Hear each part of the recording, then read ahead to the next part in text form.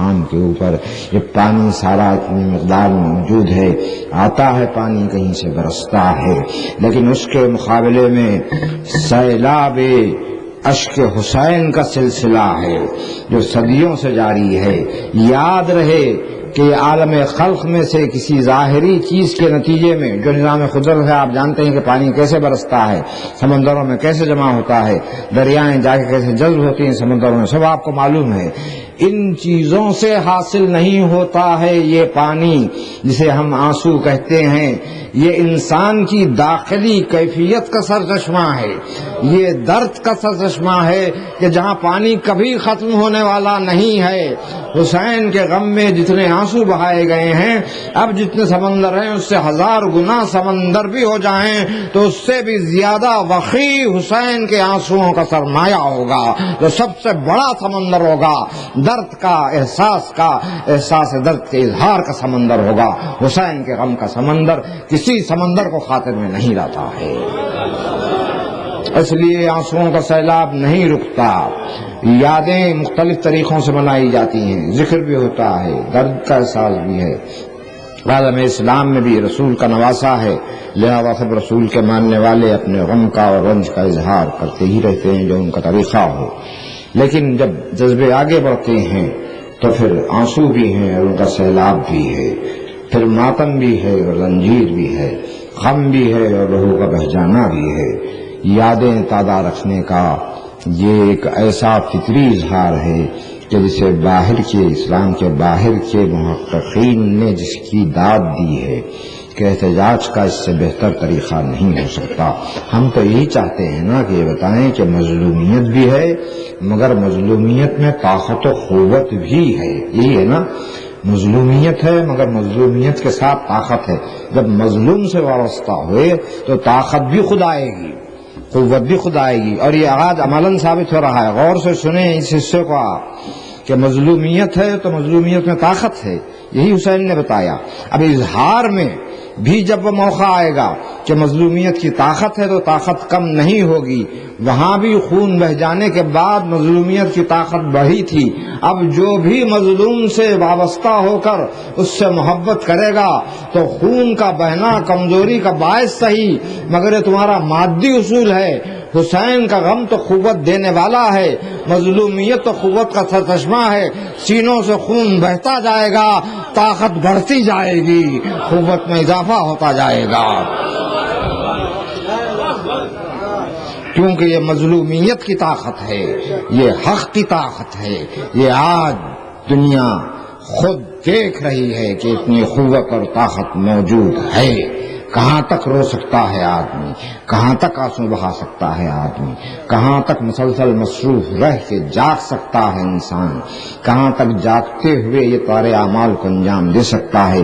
یہ صلاحیتیں تخلیقی جو قوتیں ہیں ان کی حدوں میں نہیں آتی ہیں. دیکھنے والوں نے، نظارہ کرنے والوں نے، مشاہدہ کرنے والوں نے بتایا اس طاقت کا سرچشمہ کوئی اور ہے.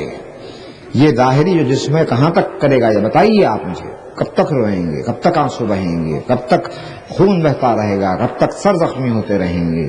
یہ انسانی قوت کا جو سرچشمہ یہ دنیاوی چیزیں ہیں اس میں نہیں ہے، بلکہ یہ تو وہ قوت ہے جو نور حق کی قوت ہے، جو صداقت کی قوت ہے، یہ حسین کی دی ہوئی قوت ہے.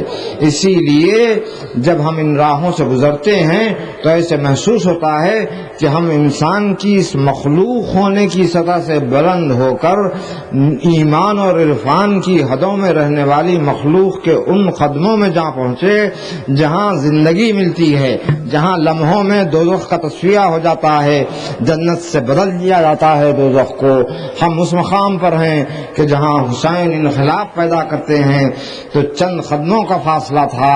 اگر کوئی آج اس بات پر متفق ہے اپنے طور پر فیصلہ کر کے کہ اپنے عمل کی بنیاد پر دوزخی اس کا حق ہے، دنیا بھی ثابت کرے کہ دوزخ میں تو اسے جانا ہی ہے، تو پھر وہ کوشش کرے کہ دوزخ سے نکل کر جنت میں کیسے جائے، تو زمین اور آسمان کے راستے کو کتنے ہیں میں نہیں بتا سکتا، وقت کس طرح گزرے گا میں نہیں بتا سکتا، لیکن وقت کے سینے پر قدم رکھ کے اپنے حکم کو نافذ کر کے دوزخ سے جنت کے اس ہزاروں برس اور ہزاروں میلوں کے فاصلے کو حسین نے لمحوں میں طے کر دیا۔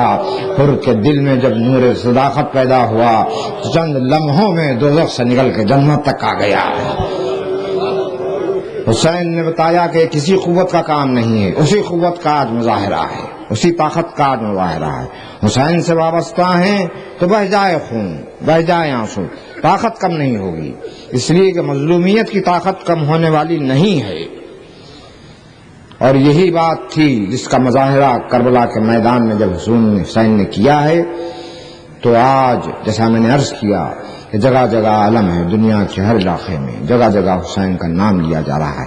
سلطنتوں سے کام نہیں ہے، حکومتوں سے کام نہیں ہے، فلسفوں سے، نظریوں سے تعلق نہیں ہے، انسان ہے، انسان کا درد ہے، اور اس میں صلاحیت ہے سوچنے کی، فکر کرنے کی، حق رسی کی، حق کو سمجھنے کی، تو وہ حسین کو یاد کرتا ہے، حسین کے آگے سر کو جھکاتا ہے۔ اب جو وابستہ دامان ہو گئے تو وہ ڈوب گئے غم میں۔ آج کا دن وہی دن ہے جب ان باتوں کو یاد کیا جا رہا ہے۔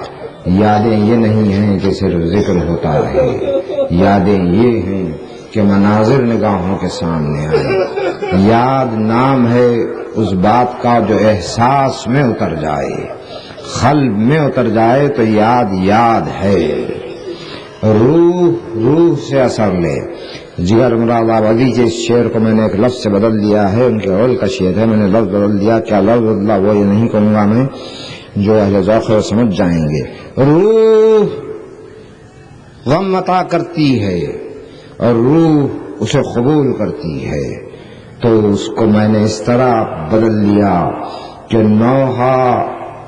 نوحہ وہی ہے جس کو روح سنے اور روح سنائے، کہ اگر روحیں نوحہ سنتی ہیں تو پھر غم فنا کیسے ہوگا، غم کمزور کیسے ہوگا۔ تم نے روح کا اثر جسم میں دیکھا، یہ بہتے ہوئے خون میں، آنسوؤں میں، روح میں خود کتنا گہرا گھاؤ ہے، کہاں سے دیکھا؟ یہ حسین نے سبق دیا کہ جسم کے اس پردے کو ہٹاؤ، روحوں پر نظر رکھو۔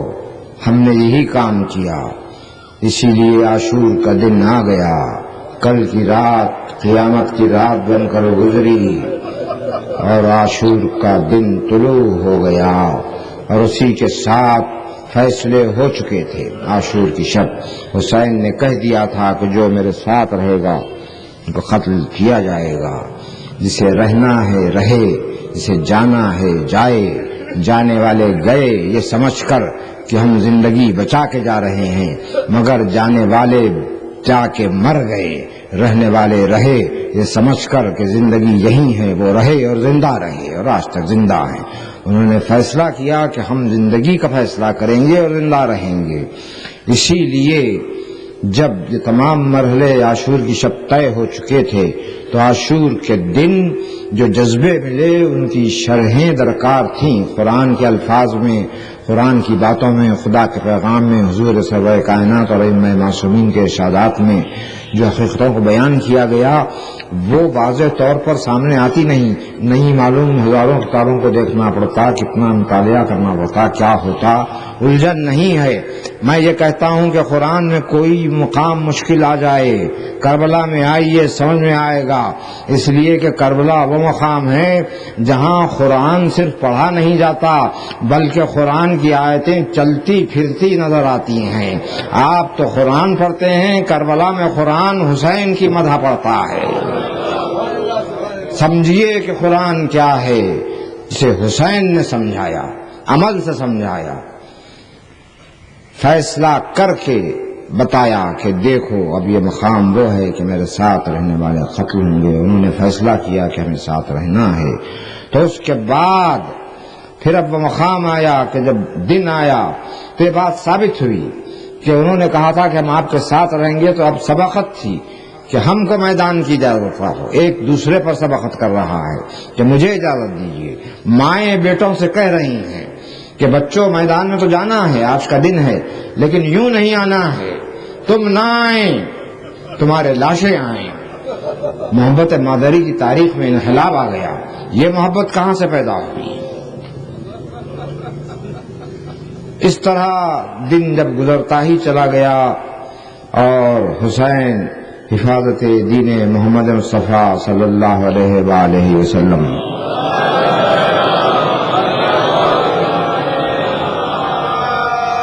فرماتے ہوئے حق کی منزلوں کو طے کر رہے تھے، تو وہ موقع بھی آیا کہ جب حسین کے جوان سال فرزند علی اکبر میدان میں جانے کے لیے تیار ہوئے۔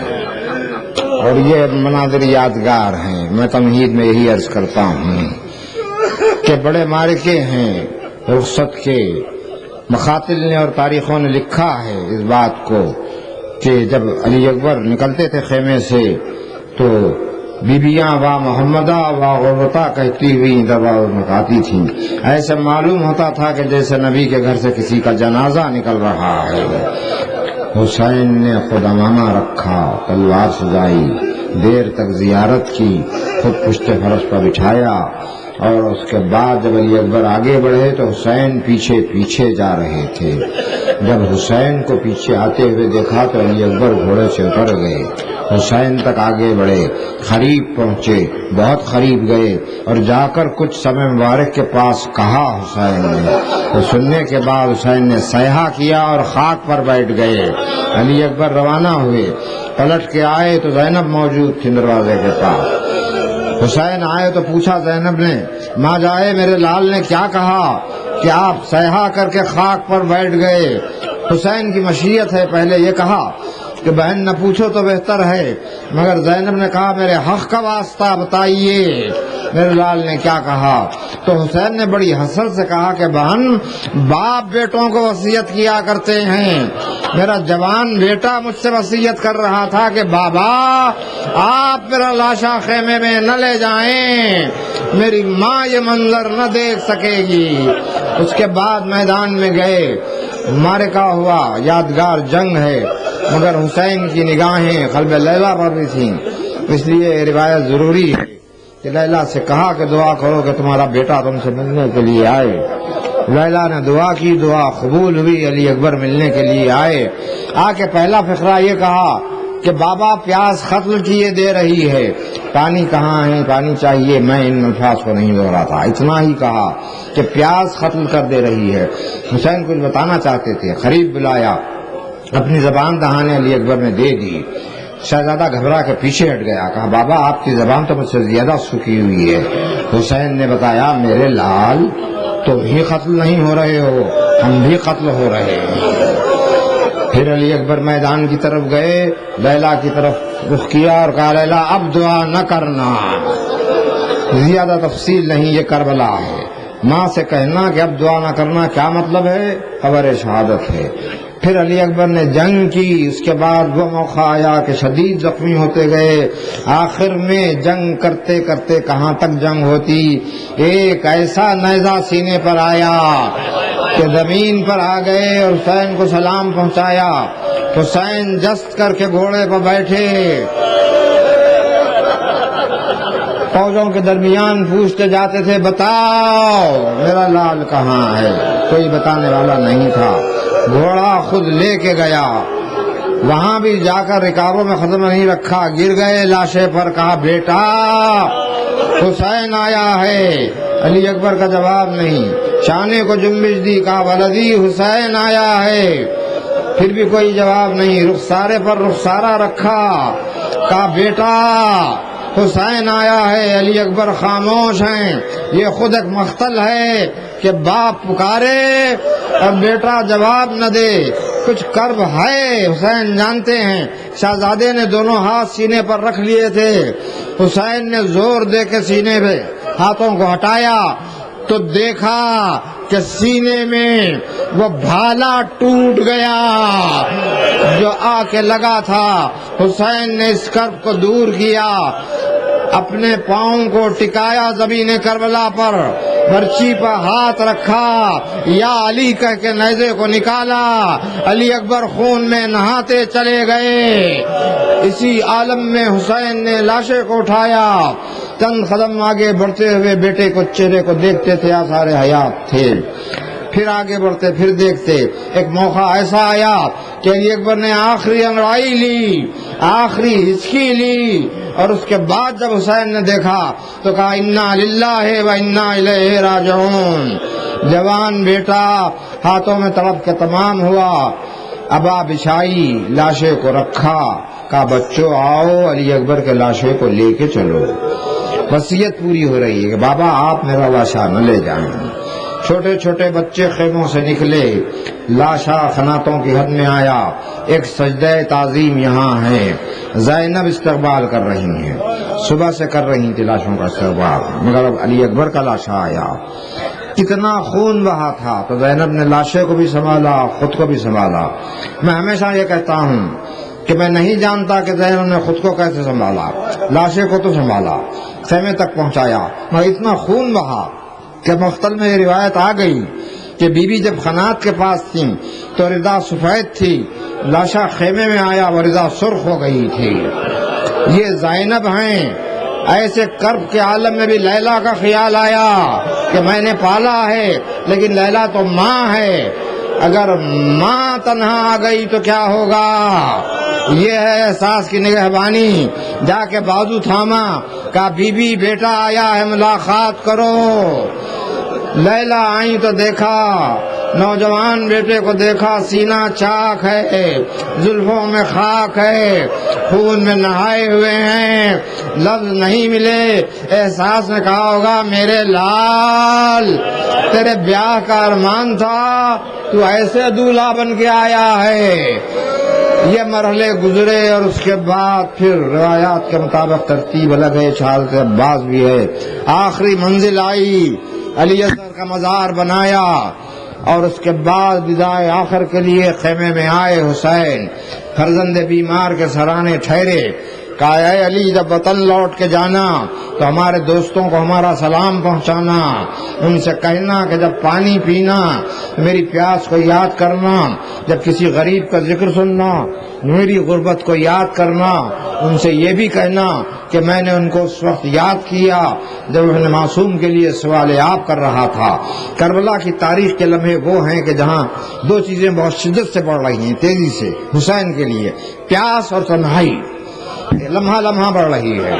سکینہ نے دامن تھاما، تلخی نے صبر کی، اور اس کے بعد میدان جانا چاہتے تھے، غربت کا انتہائی مقام آیا۔ صبح سے کتنے لوگ ہوتے تھے، حبیب ہوتے، عباس ہوتے، زہیر ہوتے سواری لانے، اب سواری لانے والا کوئی نہیں۔ زینب لجا میں فرس تھامی ہوئی آئیں، بہن نے بھائی کو سوار کروایا، حسین میدان کی طرف چلے۔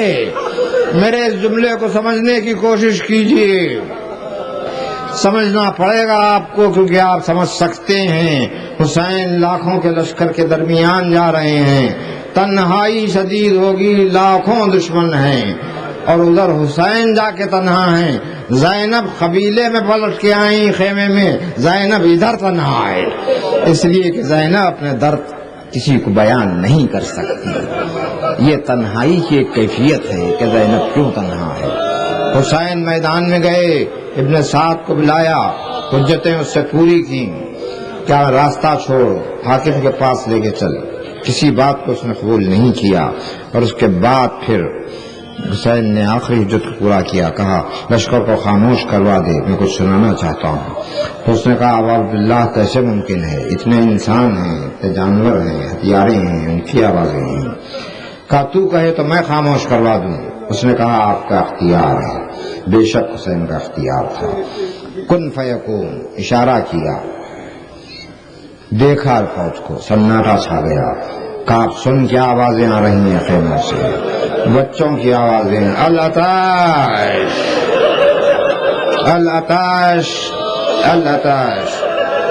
حجت کو پورا کیا، کہا ان کے پاس پانی بھیج دے، کہا نہیں ہو سکتا۔ آخر میں شرط رکھی کہ جب یہ سب کچھ نہیں ہوتا تو ایک ایک لڑنے والا میرے مقابل میں آئے۔ عرب کا دستور ہے کہ ایک ایک شخص ایک مقابل میں آتا ہے، تو کہا اب آپ نے انصاف کیا. اس کے بعد ایک ایک لڑنے والا آیا، قتل ہوتا گیا. 10 آئے، قتل ہو گئے. 100 کی ٹکڑیاں آئیں. حسین نیزے سے سہارا لیے ہوئے کھڑے ہوتے، گھوڑے کو گردش دیتے، اور اس کے بعد 100 لاشیں زمین پر ہوتے.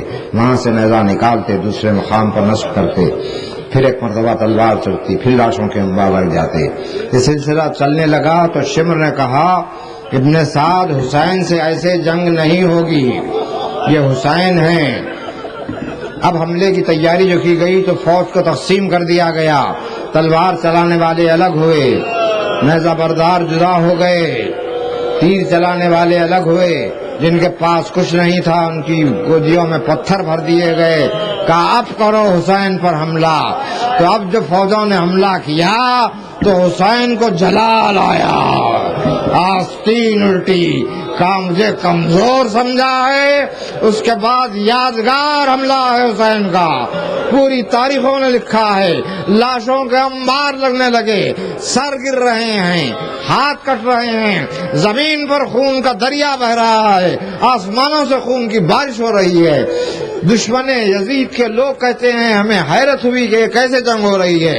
بلندیوں پر جا کر دیکھنے لگے تو انہیں نظر آیا کہ فوج کے درمیان ایک دائرہ ہے جو چمک رہا ہے، یہ حسین کی تلوار ہے جو چل رہی ہے. اس سے اعضا کٹ کٹ کے گرتے چلے جا رہے ہیں، کوہنیوں سے خون بہنے لگا.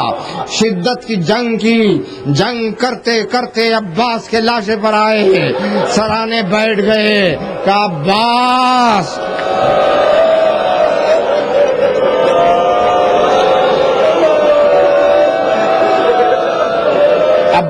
میں جنگ کر رہا ہوں اور تم آرام کر رہے ہو، اٹھو میری جنگ دیکھو. وقت قریب آ رہا تھا وعدگاہ میں آنے کا. شدید زخمی ہو گئے تھے.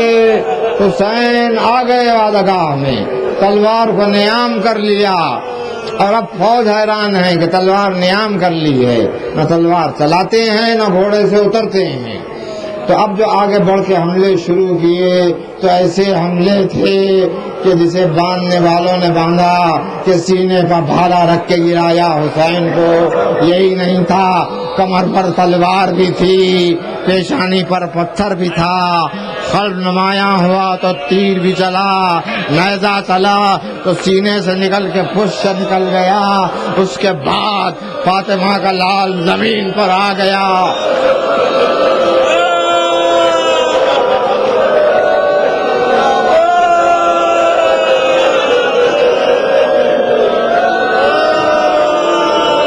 فضا دروازے کے پاس کھڑی تھی، دیکھا کہ پشت ذوالجلال خالی ہے.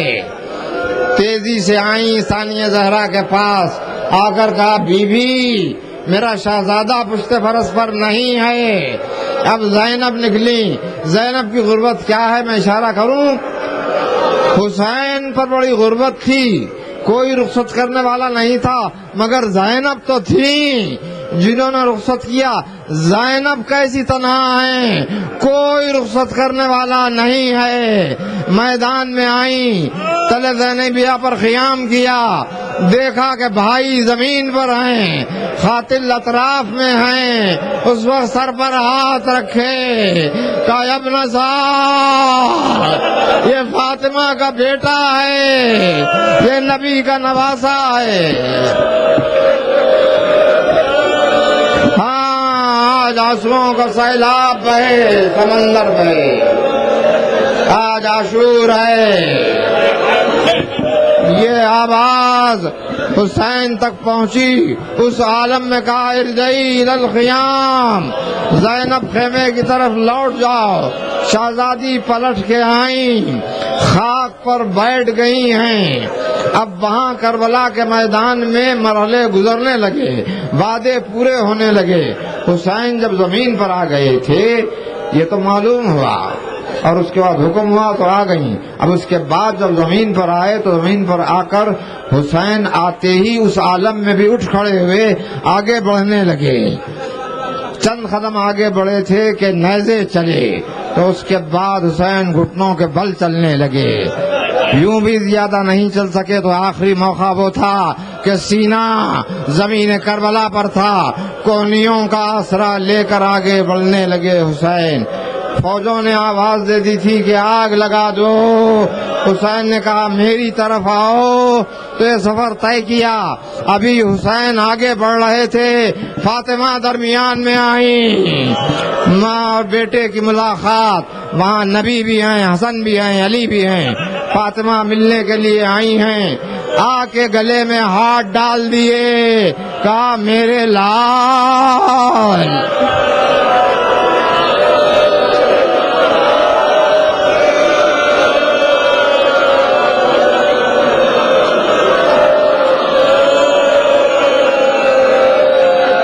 میرے لال تیرا یہ حال ہو گیا، اب ماں اور بیٹے کی ملاقات ہے۔ اس دوران میں ظالموں کو کیا نظر آتا